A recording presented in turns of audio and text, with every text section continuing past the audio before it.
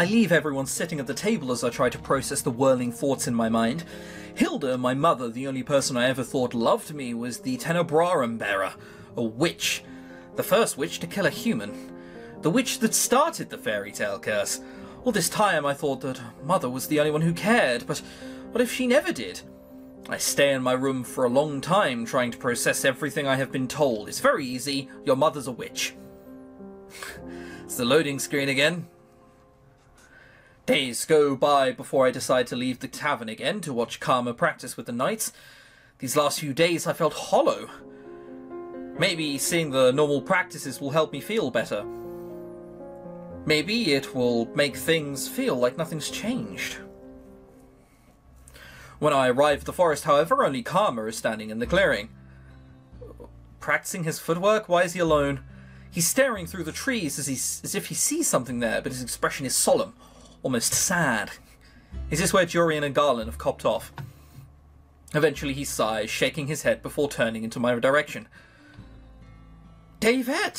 I prepare myself for a response, but find that no words come to mind.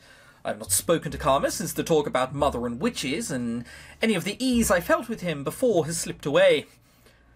Why? I came here on my own, and I cannot just stand here being mute. I say the first thing that comes to mind. Where are Garin and Garin?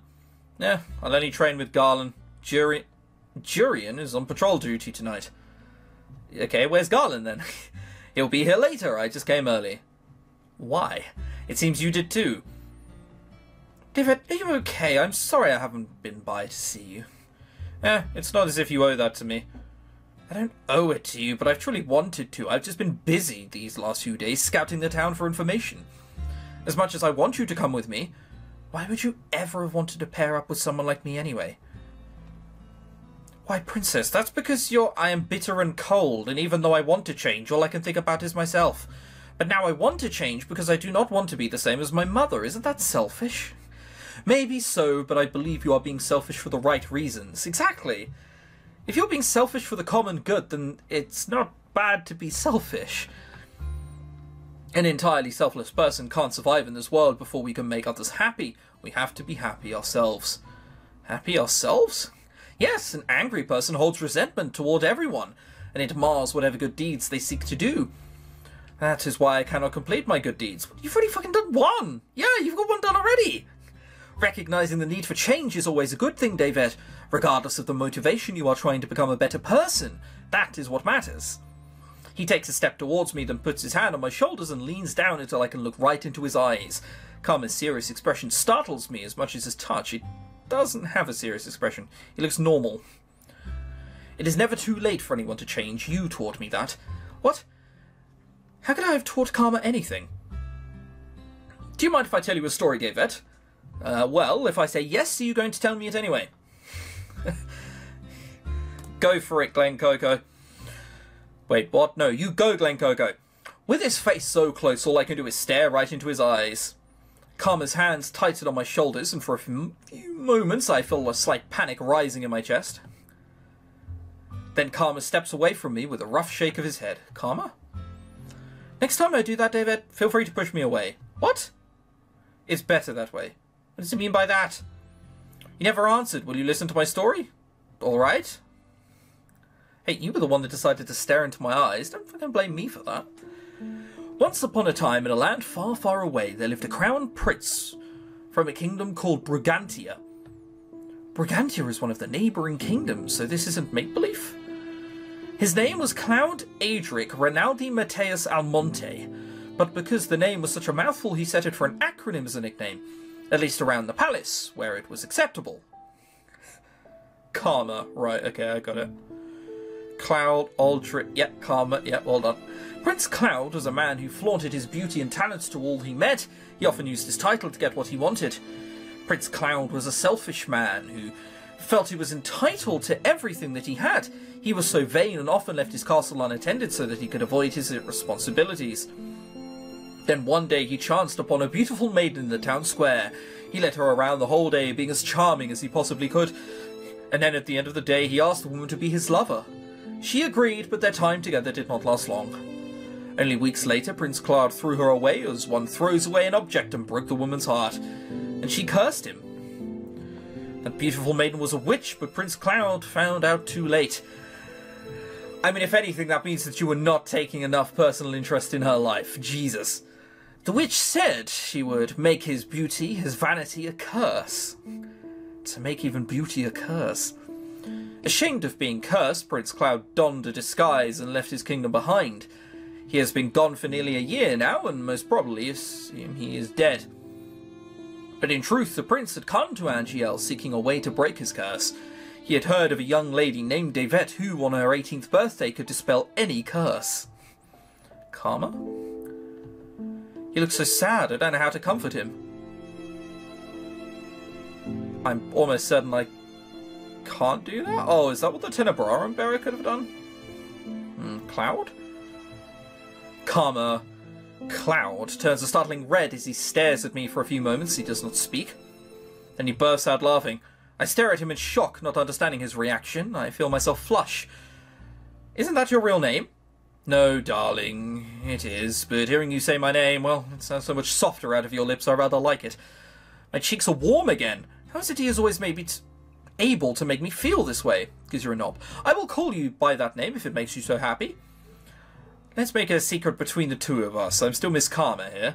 Besides, I'd rather you kept that name for my ears only. It makes me feel more special that way. Yeah, if people like Rumpel started calling you Klaus, then it would take away from the beauty of it. More special? At that moment, Garland shows up for practice, and Klaude politely excuses himself. I watch the two of them trade blows. Klaude favours his other hand, but his blows still come quickly, even with his injury. The more Klaude tells me, the more I realise that he's, like me, a noble cursed for being selfish. Well, I mean, yes and no. You hated everyone. He at least got on with people. He just had commitment issues. But how do I help break his curse? Why can't he tell me? As practice is drawing to a close, Klaude asks Garland the usual question. Have you confessed to Jurien yet? Garland only shakes his head in reply. The two men sheath their swords. Garland looks almost sad as he turns to make his way back to the tavern. Sort of surprised he hasn't, I'm gonna be honest with you. He likes her and yet he won't say anything. Why is that frustrating so much? Garland. Yes, princess? Well, this seems like a save moment, because if he turns around and goes, "You don't know me," then this was a bad choice. Klaude told me before that confessing is hard, but what Garland is going through looks even harder. Princess, you know I'm incapable. No, you think you're incapable, but if you'll never say anything to her, you'll never know. If I say something wrong, I risk losing everything that I already have with her. And if you say nothing, you risk losing what you could have had with her. Wonderful words. Davette is right. Yeah, we got a little diamond in the corner. Maybe you really should tell her, Garland. But before, Klaude was adamant that Garland shouldn't confess to Jurien. What changed? If I mess this up... Let's try and look at this through another lens. Imagine if Jurien is Davette. How do you think she would like to be confessed to? I frown at the two men, arms crossed. I don't know, probably with the heads of many peasants across the land. Excuse me? Well, you and Jurien are very similar. You're both very straightforward. Confess to the princess? My eyes move to Klaude, but only fleetingly before they are once again on Garland. No funny stuff. You just need to do something simple, Garland, something that will not rub her the wrong way. A maiden's heart is ever fragile, and each woman is different. Ever fragile. Sure, Klaude is wearing an amused smile on his face, but he is looking at me, not Garland. I feel my face flush and have to look away. Davette, your tomato red again, it's adorable. I cross my arms over my rapidly beating heart again and force a scowl on my face. No, I was thinking about what Garland could do. Something simple, like when Karma kissed my hand. Garland kissing Jurien's hand is probably not a good idea. No, it's a terrible idea. What? No, she wouldn't like that. She seems more like the equality type. I don't think she'll bend down much for chivalry. Maybe he could do what Klaude and I did that one day in town. He can buy her some food and they can just... They're not 12. Talk? Garland, have you ever just asked Jurien out for food? Not alone, Jurien is practical and she always eats at the tavern. She's also always on duty if she's available. I'll take her patrol shift 2 nights from now then, and tomorrow you can ask her out for a meal. We can make your invite a grand affair. We can drape banners on the walls, or I could give you a rose. That sounds like a terrible idea. I am offended. Hey, the rose didn't sound too bad. Maybe draping banners off the wall saying Jurian X Garland kissing in a tree sort of style is not the great idea, though. I feel like if I did something like that for Jurian, she would get embarrassed and punch me. Sounds like another lady that I know. Klaude grins at me, but I just roll my eyes. Garland, just ask her normally. And then when you are out and alone, you can confess. We'll make sure you have the time to do it. I'll purposefully come late to practice tomorrow night so you can ask her out for that date. How does that sound? You two really think I can do this? No, we're just lying to you so we can laugh at your embarrassment and mock you for decades. Yes, of course we think you can do it! You just have to ask the question. Whatever follows will at least be an answer. Tomorrow night, then. Good man, I'm sure it'll go swimmingly. Or I could drown.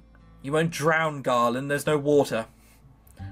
Garland excuses him with a nervous smile before Klaude turns to me expectantly with a mischievous grin. Now, David, we'll come here early tomorrow and spy on them. We need to scope out a good spot. Spy on them? Of course, we need to make sure that our efforts pay off. I don't think we should. You don't want to see how it plays out? I mutely shake my head, unable to put my emotions into words. For some reason, I am imagining myself in Jurian's position. It feels too personal. Yeah, maybe we can avoid that if necessary. Who knows, they might just start boning in the middle of the woods and then we have an awkward scene that we need to hide from. Klaude's likeliness suddenly springs to mind and I feel my face grow hot again. David, you've been oddly out of it today.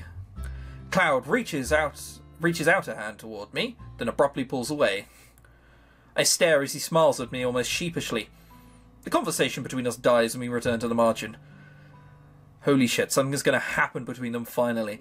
Days passed, and though I did not spy on the conversation between Jurian and Garland, I noticed that Garland has been smiling from ear to ear during his practice with Klaude recently. I can only assume that his confession went well. Klaude took the patrol shift tonight, and as I lie in bed, I'm restless. Every time I watch Klaude practice with Jurian and Garland, I'm reminded of the palace, of Fritz. I wonder how Fritz is doing. Is he still practicing with the other knights? My thoughts darken as I recall the kidnappings. Klaude had to save me every single time. He got injured saving me. Unable to sleep, I slip out of bed and make my way to the reception room. The night air is cool and no one stops me from standing just outside of the margin. I cannot just sit back and do nothing anymore. I have to act. Oh, for God's sake, not this again!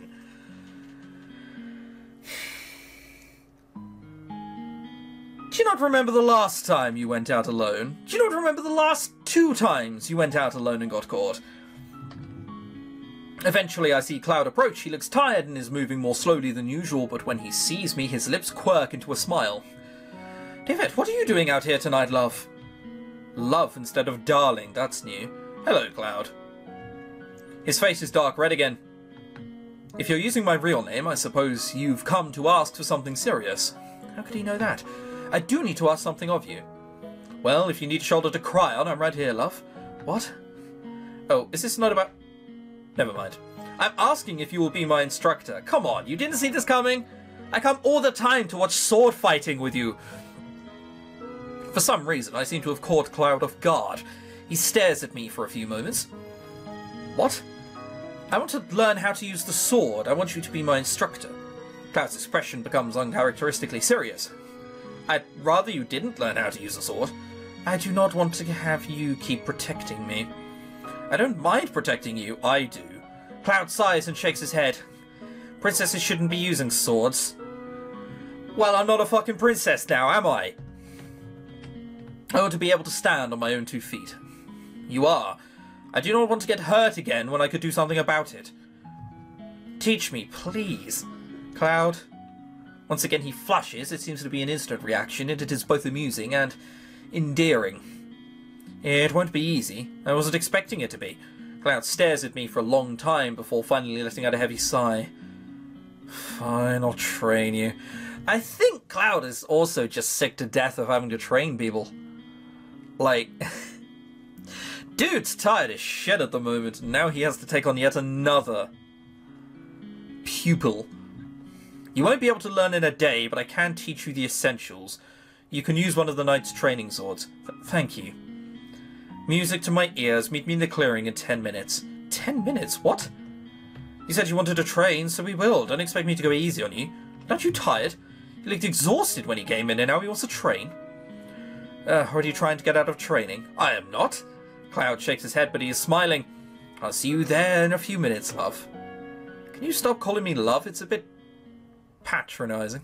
Moonlight spills through the leaves, illuminating the forest with gentle light. Long minutes pass, and I stand in the clearing. I begin to feel restless. It isn't like Klaude to be late. Is he tending to his injury? I hear a rustling in the leaves and turn immediately to see what the disturbance is. But the minute I do, I am pulled back by a strong force and my world goes dark. Before I can scream, I hear a gentle voice in my ears. Oh, come on, like you didn't expect this. He's showing that you need to be on your guard at all times. Lesson 1, David.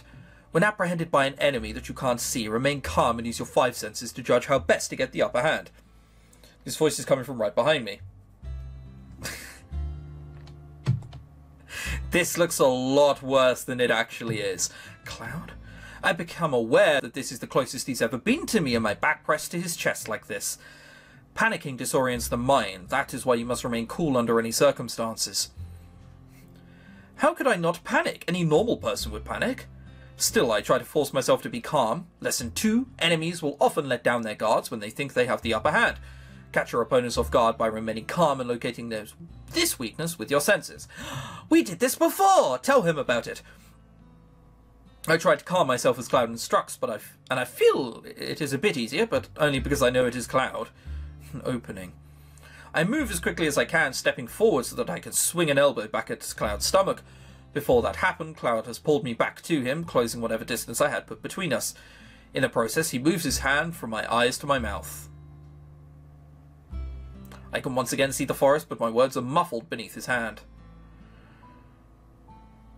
Another thing to remember, you won't always be able to catch your enemy off guard by throwing punches or hits at them. Your opponent will usually always be stronger than you, David. Remember what I said about a weakness? Enemies will often let their guards down when they believe they are winning. Just like I have. An opening? A thought occurs to me as I glance around me, then down at Karma's bandaged hand. Karma's bandaged hand over my mouth. Is this an opportunity or a trick?